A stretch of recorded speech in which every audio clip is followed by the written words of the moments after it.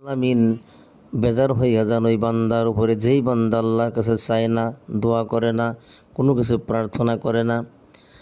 দুনিয়ার মানুষের কাছে চাইলে মানুষ বেজার হয়, রাগ করে, কিন্তু আমার আল্লাহর কাছে চাইলে আল্লাহ বেজার হয় না। আল্লাহ রব্বুল আলামিনের কাছে যদি কোনো বান্দা বান্দি কিছু চায়, দোয়া করে, প্রার্থনা করে, বেশি বেশি পরিমাণে দোয়া করে, আল্লাহ রব্বুল আলামিন বান্দার উপরে রাজি ও সন্তুষ্ট হইয়া যান।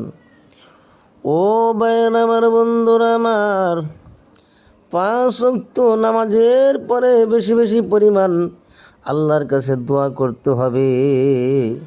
আয় আল্লাহ তাআলা আমাদের জীবনে গুনাহ মাফ করে দাও, আমাদের জিন্দেগির সমস্ত গুনাহগুলো মাফ করো। 5 ওয়াক্ত ফরজ সালাত পরে একক ভিত্তিক হোক আর ইজতিমাই হোক, দোয়া করবেন।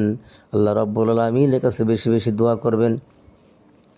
দুহাত উত্তোলন করে আল্লাহ রাব্বুল আলামিনের কাছে বলতে হবে, রাদিতু বিল্লাহি রাব্বাও ওয়া বিল ইসলামি দীনাও ওয়া বি মুহাম্মাদিন রাসূলা।